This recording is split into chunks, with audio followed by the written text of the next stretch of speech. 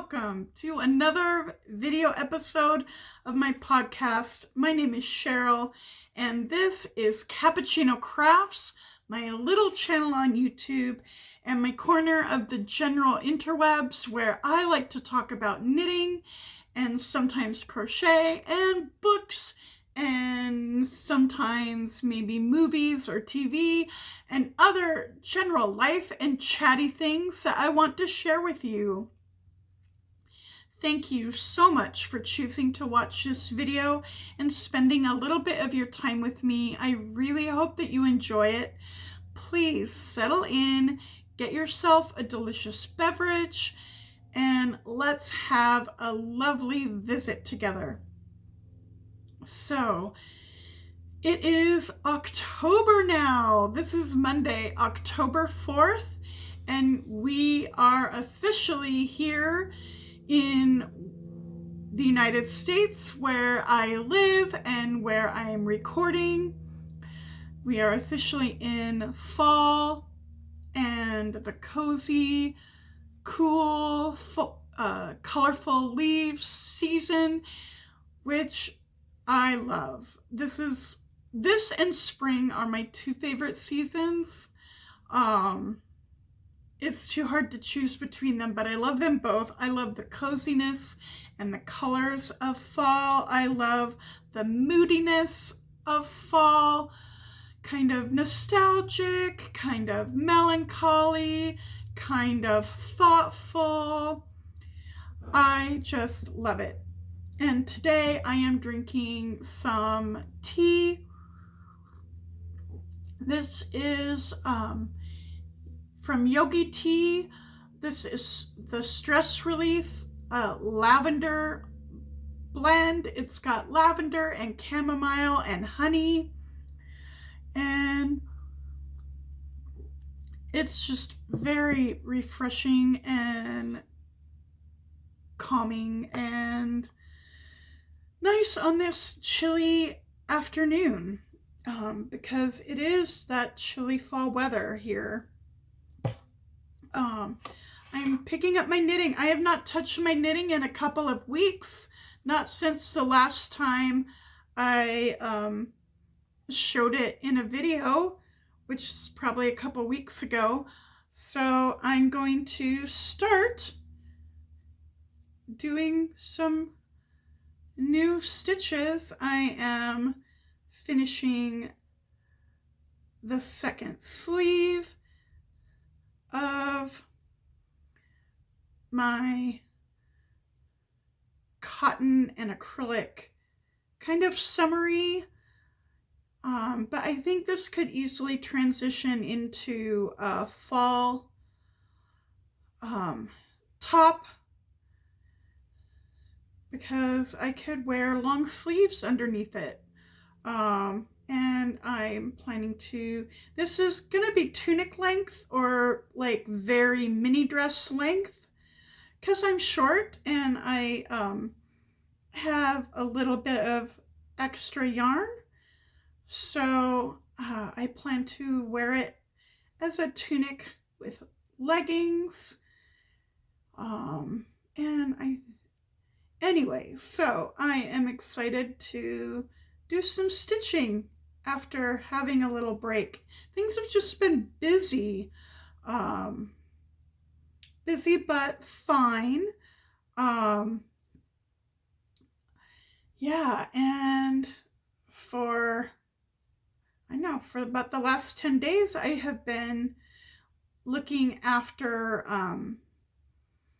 my friend's cats while she is away. So I go check on them usually twice a day, in the morning and in the late afternoon, early evening.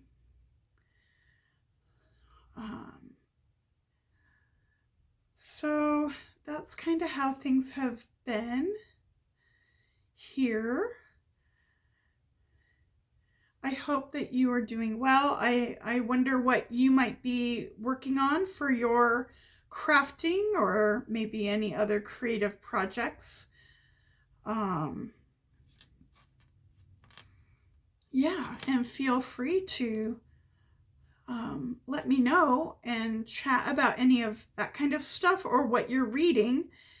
I'd love to hear about the books that you're reading or any book recommendations or what you like to read in the fall. Are you a seasonal reader? A little bit I am. I'm not strongly a seasonal reader, but a little bit I am because I do tend to have a bent toward mood reading. I always try and make room in my plans. When I make reading plans, I keep them kind of a little bit open to allow for my mood reading.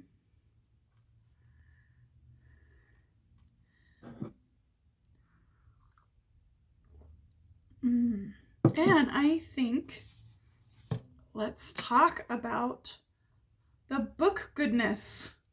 I am still really enjoying my reading, and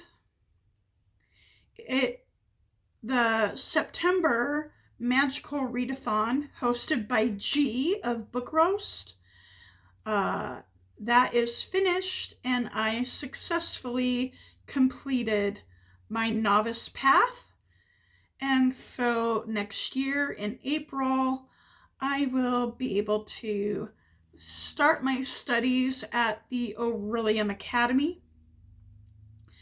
G has just created such a really wonderful and immersive world to set this relaunch of the Magical Readathon, and I am loving it. And I have my notebook, and in the last days of the readathon, I did finish one more novella that I hadn't even started. And so I completed 5 prompts total before September was finished. The last book that I finished was In the Watchful City, and I don't know how to pronounce the author's name. It looks Chinese, and I don't want to totally mangle it, so I'm just gonna let you read the letters on the screen when I add that in the editing. So I do apologize. And that fulfilled the prompt for The Mist of Solitude. And that prompt was to read a standalone book. And this is a standalone novella. It has a very interesting structure. It is a little bit of interconnected short stories.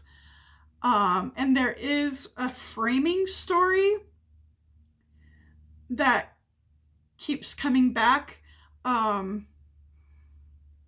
In the present time, there are 2 characters in this world.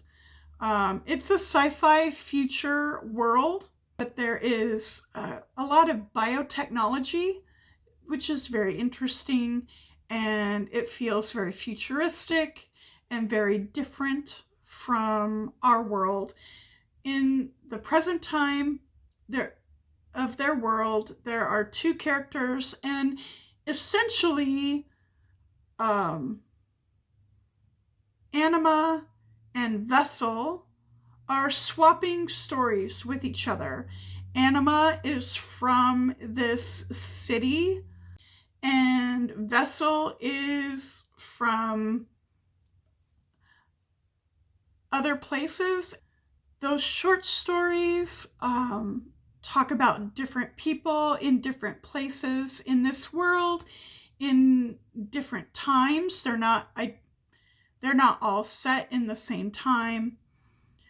And they're just little snapshots.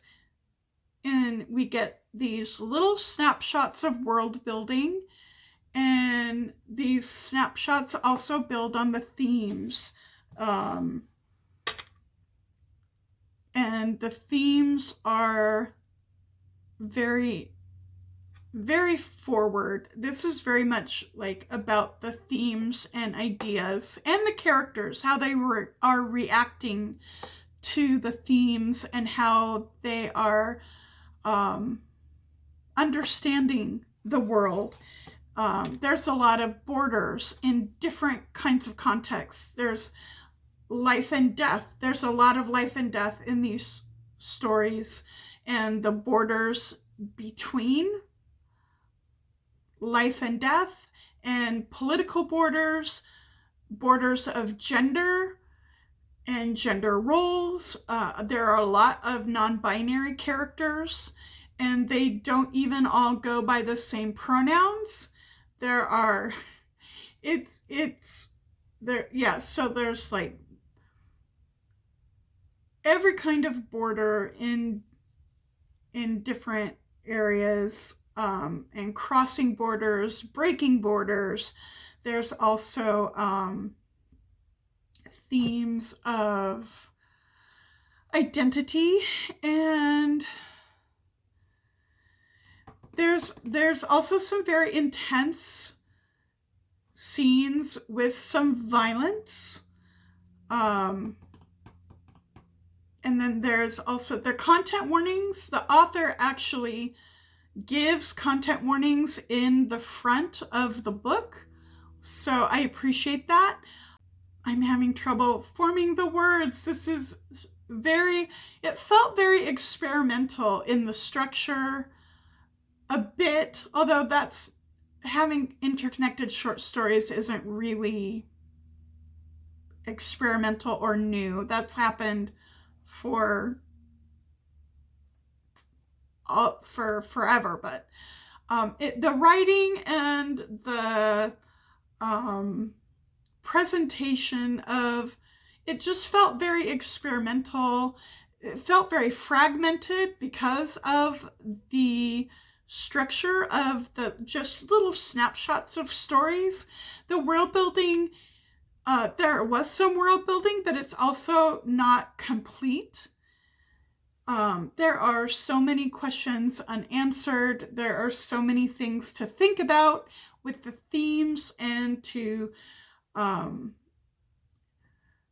yeah, but it's really, I liked it, and I thought, I'm still thinking about it. So that was the end of the novice path. I am going to continue to read in the next few months a couple more books that will help build my character, and I have a really good idea about my character, and I've been having fun. I've been having really fun with that. I don't know, maybe sometime I'll do a video about my character. I might even write a short story about my character. I kind of wrote a few little snippets the other day. So maybe I'll end up writing a short story in my notebook. I am also still continuing A Coin for the Ferryman by Megan Edwards. And I am getting to the final, I'm about 80%. I'm like at 78, 79% right now. So I am in the home stretch, and this has been such a fun read. It does have a science fiction time travel element, but it doesn't read very much like science fiction. That's not the part that's really forward so much in the story. This is really reading like a thriller blockbuster movie. There's so much has hit the fan, and now and I don't want to give spoilers, but I can totally imagine this as a movie, like a thriller action suspense movie with like a ancient history academic theme. Yeah.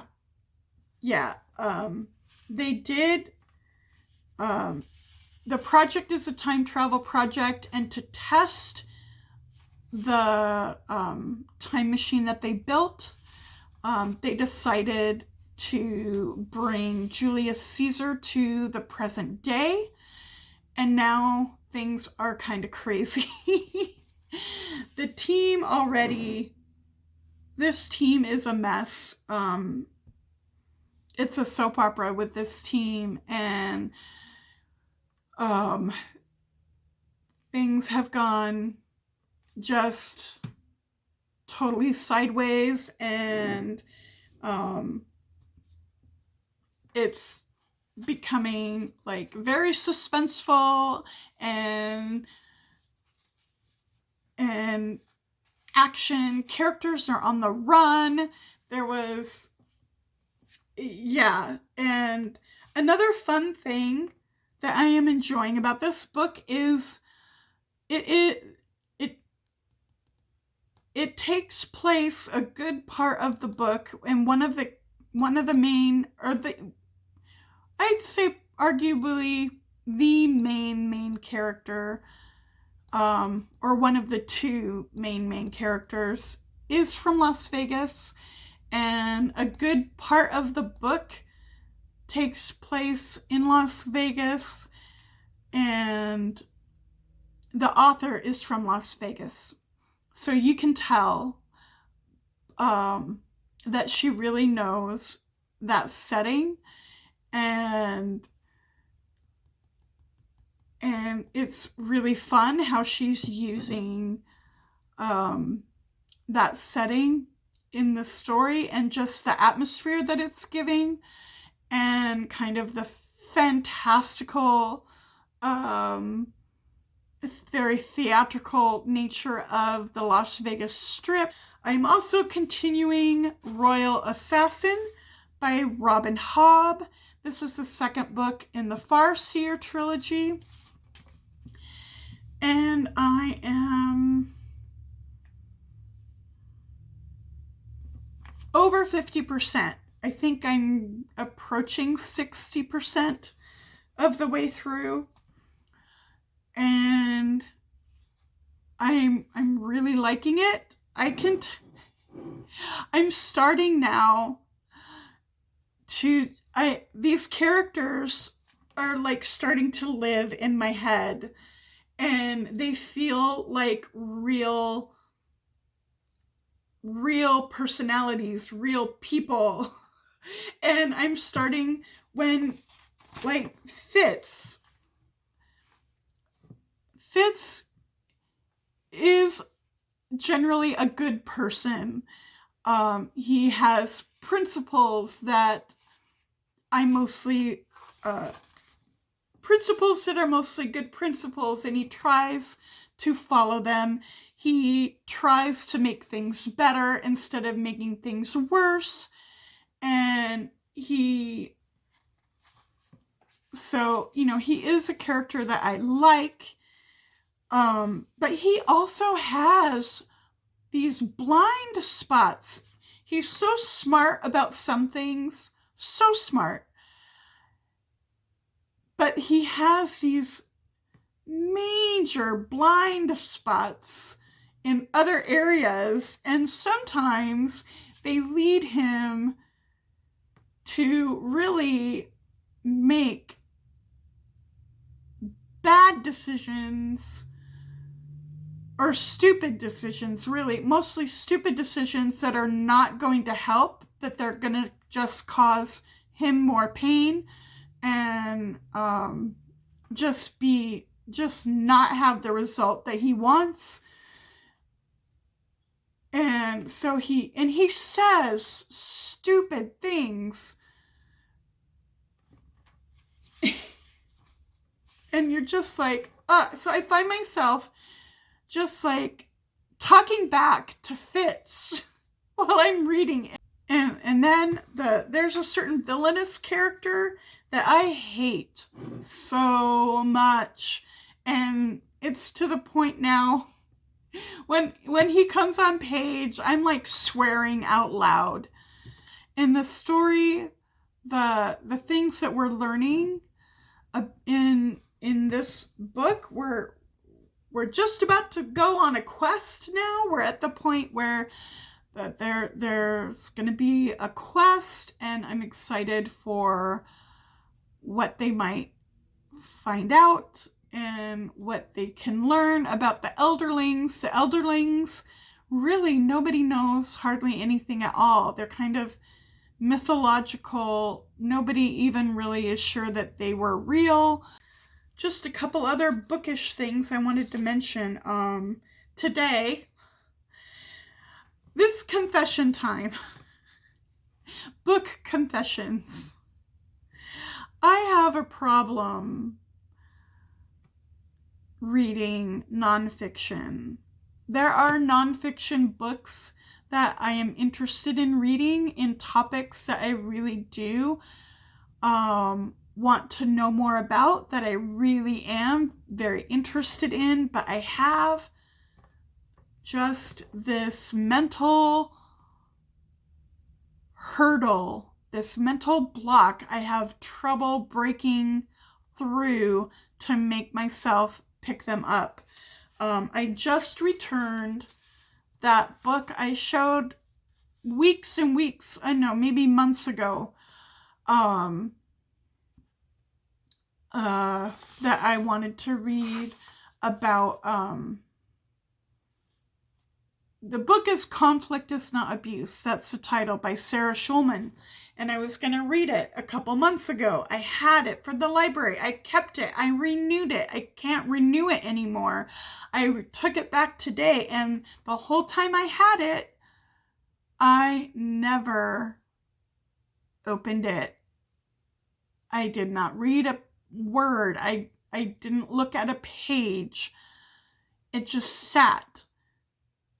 And I did not pick it up.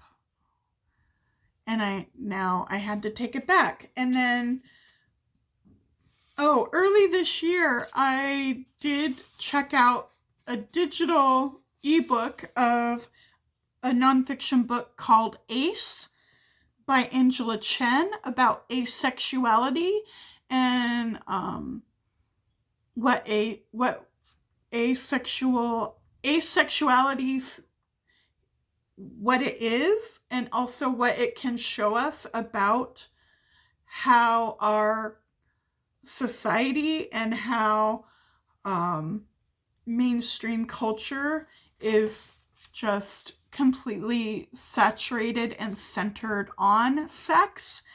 And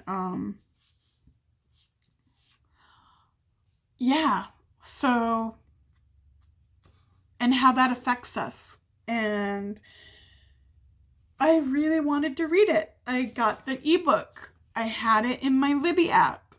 I did not read any of it. The book expired and, went into the ether because finished the lending time. I just yesterday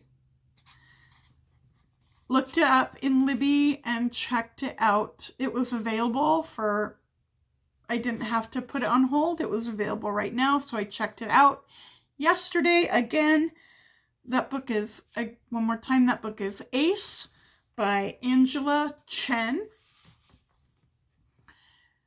And I really want to read it this time. I don't want to let it sit there and let my copy expire and be returned without having read any of it.